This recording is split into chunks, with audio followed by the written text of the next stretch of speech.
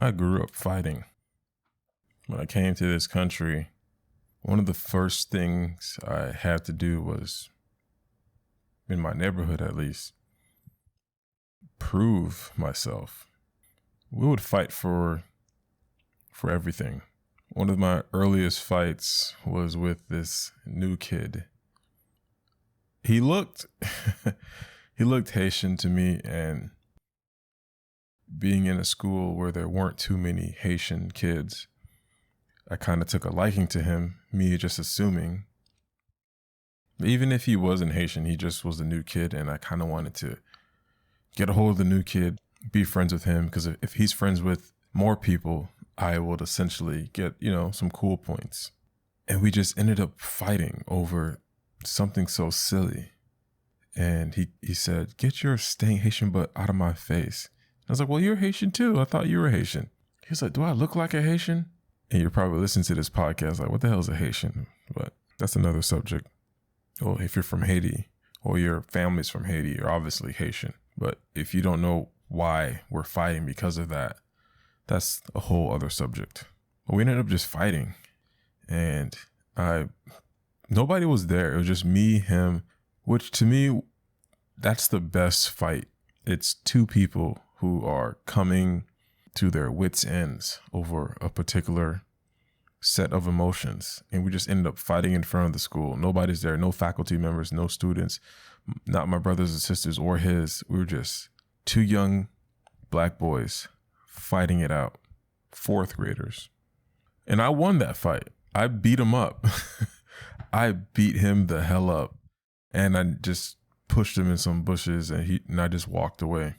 After that, it just kind of felt like I always had to fight, especially the neighborhoods that I lived in, the schools that I went to. It just was fight, fight, fight. Either you're going to get jumped, either you're going to get stabbed, either you're going to get robbed. You have to fight. I remember one time I had my shoes stolen from me. I had these Nike Prestos that my older brother bought me. He came across some money doing odd jobs, working. And he's like, "Dude, we got to look fresh." And he bought me some Nike Prestos, black and red. And I came home without them. Ended up having to fight to get them back. But fighting was just always a part of my upbringing. It's just something that I knew. Hey, they would assume that I'm the quiet kid. No, I'm actually always thinking about fighting. There was at one point where I just would always think, okay, when am I going to fight this person? Oh, this person is a friend. This person is friendly. This person is not hostile.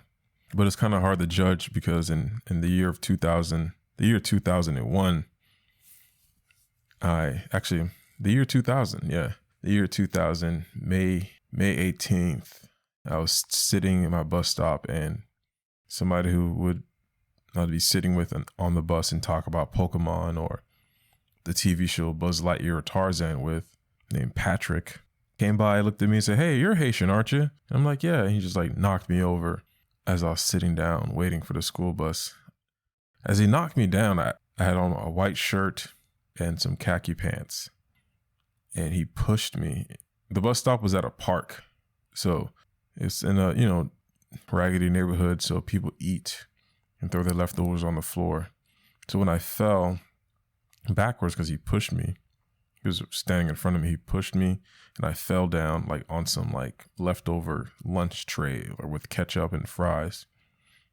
So on my freshly ironed, crispy shirt that my mom just ironed and cleaned, I had ketchup stains all over it. My khaki pants were stained with dirt. And in front of me was somebody who I thought was a friend. There in that moment was the chant, was the call, was the summoning call for fight, fight, fight, fight. I could hear the whispers. I can see the girls who like me or the girls that I like looking at me, waiting for my next move. I can see the guys who are my friend but don't want to look like they're aiding and abetting an immigrant. I see the looks on their faces. I can feel the tension. And then the circle forms, dividing us from outside, not allowing me to either run away So I have to fight. The beautiful thing is in that moment, they weren't going to jump me because I was the only Haitian at that bus stop. So I fought Patrick. I broke loose his braces, which felt amazing. Still feel amazing to this day. But he gave me 2 black eyes. I broke his nose. I elbowed the hell out of him. It did not feel good. I had 2 black eyes. I had a bloody shirt. I looked bad. And it was for no reason other than where I was born. But that fight taught me a lot. And it taught me that, hey, you can't trust everybody. So my guard is always up. Even when I was in school and I was hanging out with friends, just people would just have split personalities. Because I would see these young guys, like these young, affluent, smart, intelligent, just beautiful minded black boys. Just like, dude, that guy's smart.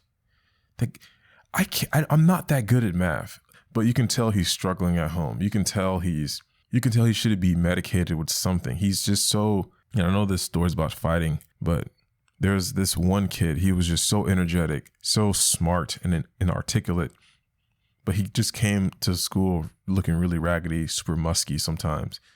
You could tell he didn't eat at home. And I don't remember why we fought, but I was in the 7th grade and we just went at each other for something. We fought to the death. I wanted to kill him. He wanted to kill me. And we got to that point. And every time we saw each other, it was on sight. After we fought, anytime we would see each other, that's what that on sight mean. We would just fight. And I'm a quiet kid. I'm a nerd. I read manga.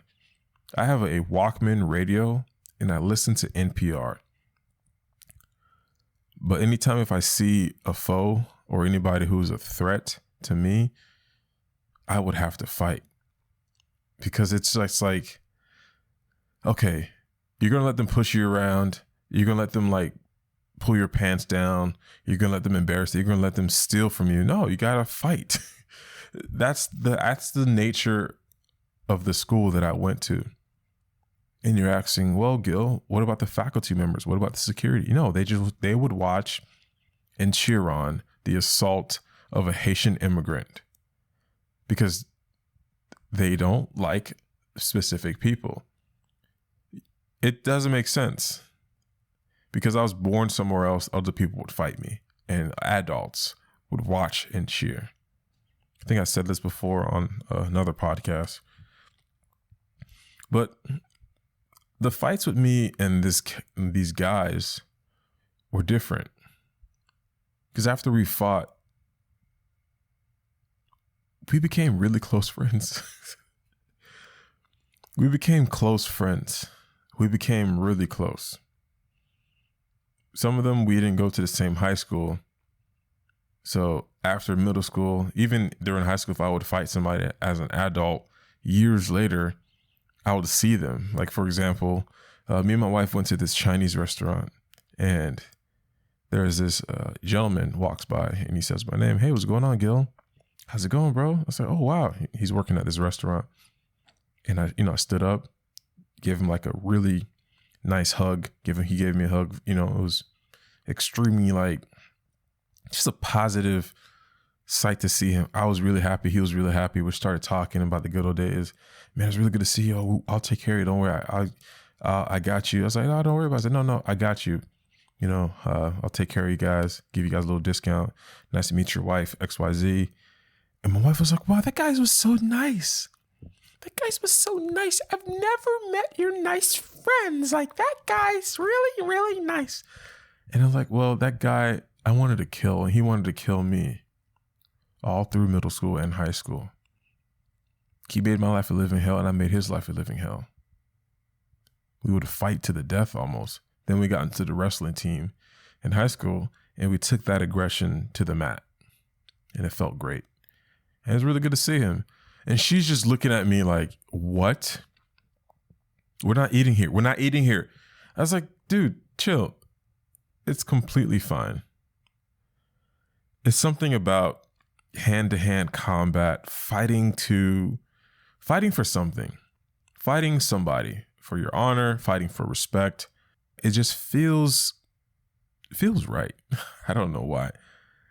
When I was in the 7th grade, me and my friend Anton, we would fight as well. In 6th, 7th grade, me and Anton would have like a circle back at our middle school. It was supposed to be the little spinning circle for that little Olympic ball or a spinning disc ball, that weighted ball. We used that square, and that was our little octagon box. Before UFC, before anything, UFC was around, but we just wanted to fight. We just wanted to we had so much pent up aggression. We had no supervision.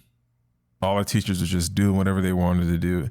And we just had this little private circle where everybody would come into this little circle and just agree, hey, listen, whatever happens here, happens here. We move on. Don't get it too crazy. We're just gonna, whatever we got going on, you want to challenge this person, we challenge this person. And it was amazing. And I looked forward to it every single day. There are times now I even think about it like that was an amazing experience. And nobody told the teachers about it. Nobody said anything. It just was a private occurrence.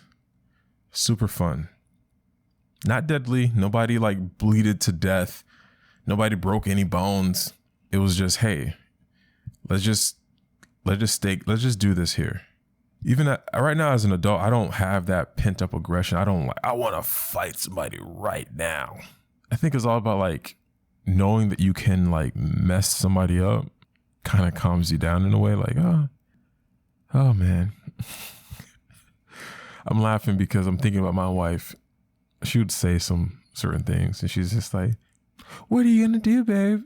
It's like, no, I'm not going to do anything. She's like, okay, I know. So, even though we were joking, I would do something like lift her up, like unexpectedly.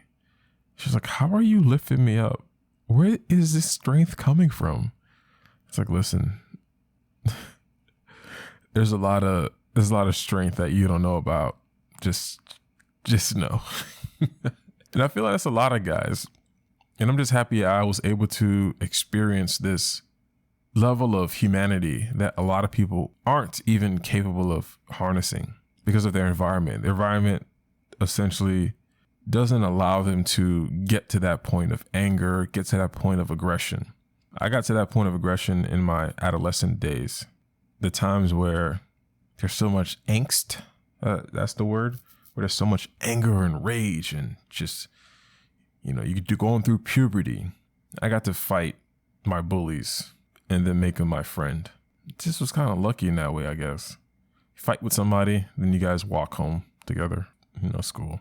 But if I had a son now, I don't think I'll make him go through what I went through because I don't think I would want him to come home with cuts on his face, cuts on his stomach, cuts on his hands, people actually stabbing, robbing him, taking his shoes, taking his shirt, sexually assaulting him, calling him racial slurs. But I think going through that as a kid and knowing how to respond or like trying to figure out how to respond to that has taught me a lot that, a lot of people have never really been through anything. They've never experienced true loss, true betrayal. And it shows the way they react. I'm kind of happy that it's like only me, I think. Only you are allowed to go through the things that you go through. You're qualified to go through the things that you go through. I feel like the universe kind of like dictates that. Everybody has their own struggles. I'm pretty sure your struggles, I probably won't be able to handle them. And you sure as hell won't be able to handle mine. All right, y'all. Thanks for listening. Hope y'all enjoyed this quick podcast. Love you guys. If you guys want to donate and support the show, all the information is down in the description. And if you're interested in starting a podcast, I have all the links for the equipment that I'm currently using for this podcast setup. And if you just want to sit down and chat, do a Zoom consultation where we kind of go over a podcast setup, podcast production, we can do that too. And if you're located in the South Florida area, come check out my studio you can go to G3Studios with a Z.com.